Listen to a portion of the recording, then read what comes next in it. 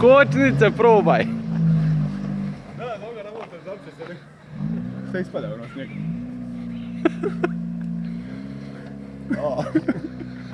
Ajme. Kađo. Što on radi sad? Zašto ga muči?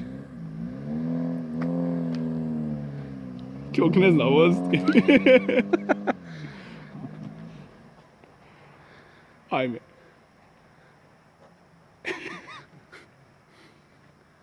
Radi je, jesu ugasio, nije?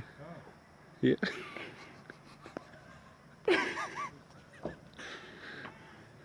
Šta se desilo? Prozori su mu šporke.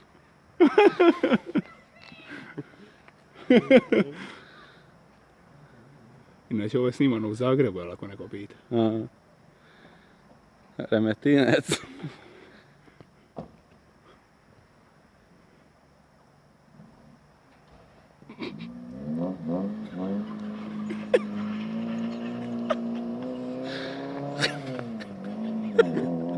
Daj, upišat ću se.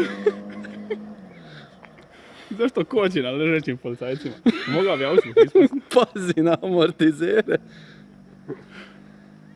Zašto on nas nije pokupio, to meni je jasno. Ti će on. Povrati se.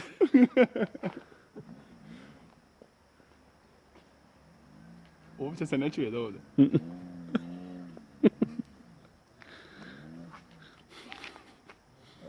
Još je neku kesu pokupio.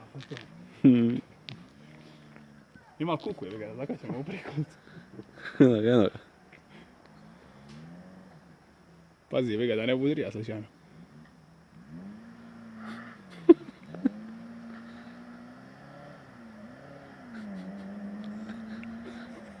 Koči opet. A vi da uspuha dole. Jel to ne ispa do kraja? Aha. Malo. Jel čuješ kako struže po polju? Šta je ono bilo? Šta je ono izletla preko njih? Stani. Pogledaj gume jebote.